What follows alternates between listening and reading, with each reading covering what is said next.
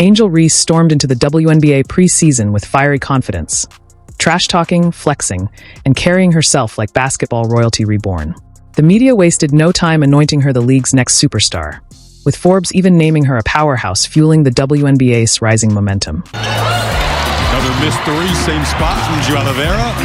Angel Reese dribbling up the floor here, able to find the fellow skyscraper down low into Miller Cardoso. Now the year 2 connection between those. But then the ratings started to drop. Hard. Reese's preseason debut was so underwhelming that fewer people tuned in than for a televised chess tournament in Nebraska. Meanwhile, the internet buzzed with Caitlin Clark breaking records left and right. Reese's games played out in front of empty seats and deafening silence. The question wasn't just what went wrong, it was how did it all unravel so fast. Another missed three, same spot from Oliveira. Angel Reese dribbling up the floor here, able to find the fellow skyscraper down low into Miller Cardoso. Now the year 2 connection between those. The numbers speak for themselves. What was meant to be a triumphant homecoming for Reese, facing Brazil's national team in front of LSU faithful and fresh WNBA fans, turned out to be anything but. The arena echoed with empty seats, and the TV ratings were so dismal, even paint-drying contests might have pulled a bigger audience. The not-so-lost art. Right. Peely connects with kind of an underrated aspect. Here's the Dan, and now Williams. Peely knocked one down early. 2:20 to go. Berger. He got it, her third. Worse still, Game 2 against the Minnesota Lynx, touted as her shot at redemption, turned into an even bigger letdown.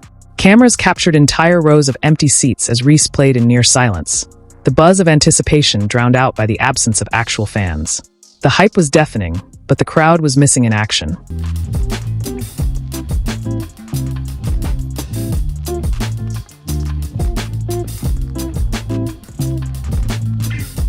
And Reese? She didn't handle the backlash quietly. Instead of introspection, she fired off passive-aggressive tweets, dropped cryptic Instagram stories, and served up enough attitude to rival a Real Housewives reunion. The media hyped her as Caitlin Clark's equal, but here's the blunt reality. A rivalry needs 2 players people actually care about. Right now, Reese's fiercest opponent is her own crumbling image. Your team was down by 15 points, and you personally started the run that won this game. How do you find this in you each and every time to be such a winner? I'm a dog. You can't teach that. I'm going to go out and do whatever it takes to win. Angel Reese didn't just arrive in the WNBA.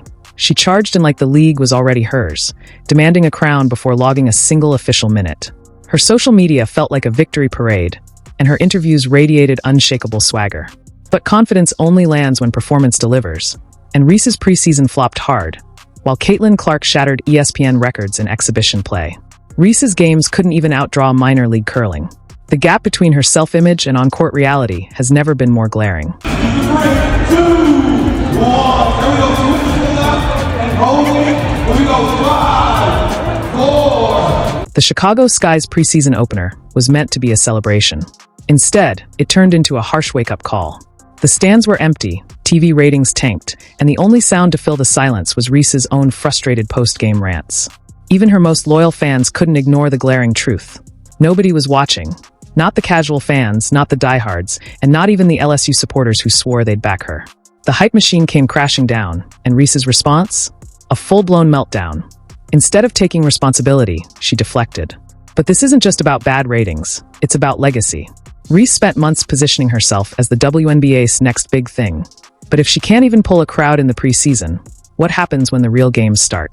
The league won't wait forever.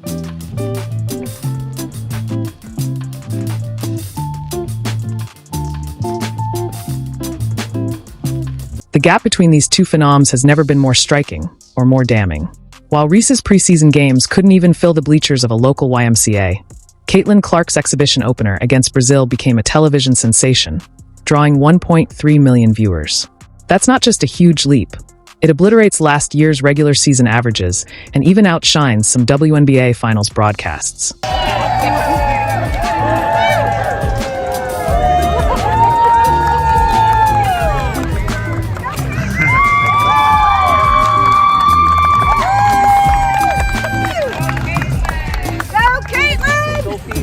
That's great. Thanks, guys. Just keeps going. This isn't just about outshining Reese. It's about dismantling her entire brand. Clark's magnetic presence turns every dribble into must-see TV, her logo threes igniting social media firestorms, while Reese's N1 layups barely make a blip on the basketball radar.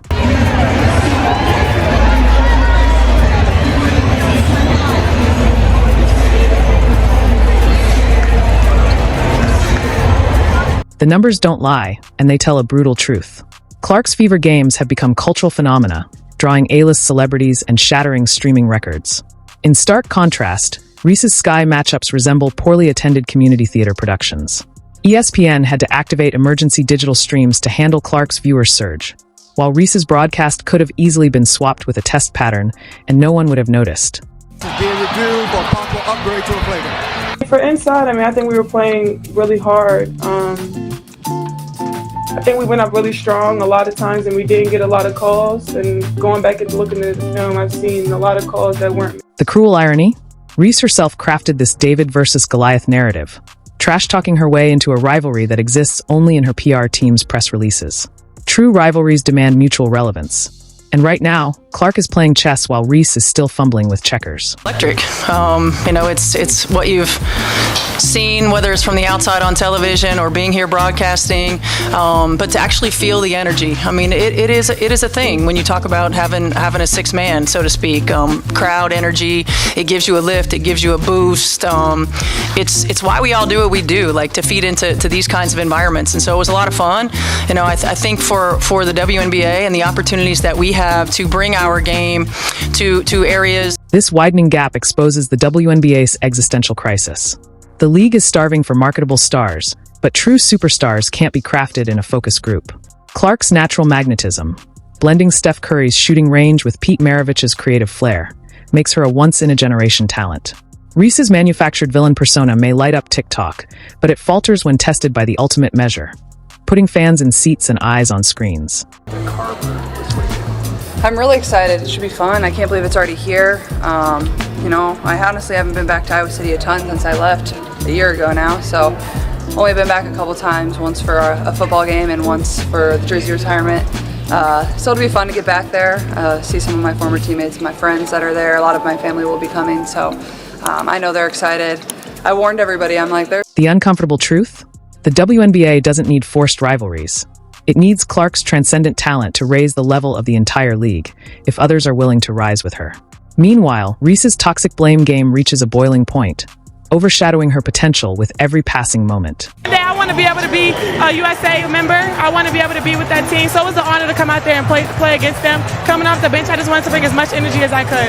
Some people might think you guys would have taken it easy on them late in this game, let them get their confidence back, but absolutely not, right? I think we got to get them better. Obviously, I think we're really talented, and this league is so talented, so just being able to go up against them, it's an honor. We saw the whole team give a big... When the disastrous ratings were revealed, Reese's response wasn't introspection. It was deflection on overdrive. The excuses came fast and furious. Unfavorable time slots, poor promotion, even subtle insinuations of racial bias in the coverage. Yet none of that could explain why Clark, facing the same preseason conditions, was shattering viewership records.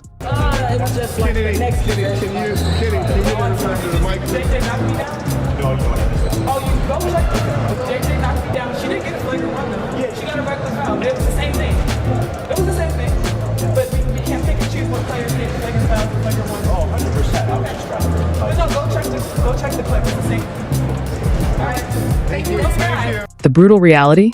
Greatness doesn't make excuses, it makes them irrelevant.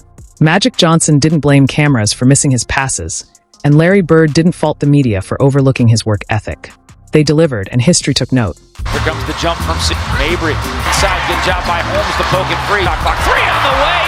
Angel knocks down. Reese's camp continues to push a dangerous and misleading narrative, that media coverage creates stardom, rather than confirming it. This backward logic completely overlooks how true icons rise.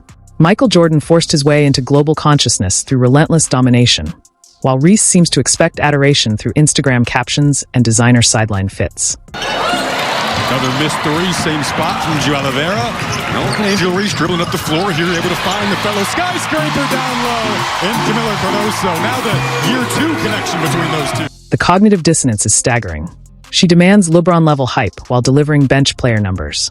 Even her touted double-double preseason performance rings hollow once you realize half those rebounds came against overmatched international opponents in what were little more than glorified scrimmages. You sitting on the... Oh, I was waiting. How long were you sitting on the... I tell you, I was waiting. Me? At what point were you waiting to pull out this? Man. This kind of a Caitlin Caitlin Clark is a hell of a Incredible. player for sure. But I don't take disrespect lightly. And she disrespected Alexis and my girls. South Carolina, they still my SEC girls too. Y'all not gonna disrespect them either. So I wanted to pick her pocket, but I had a moment at the end of the game, and I was in my bag. I was in my moment. Yeah. So the victor go the spoiled. The basketball. Watch Caitlin Clark, left side.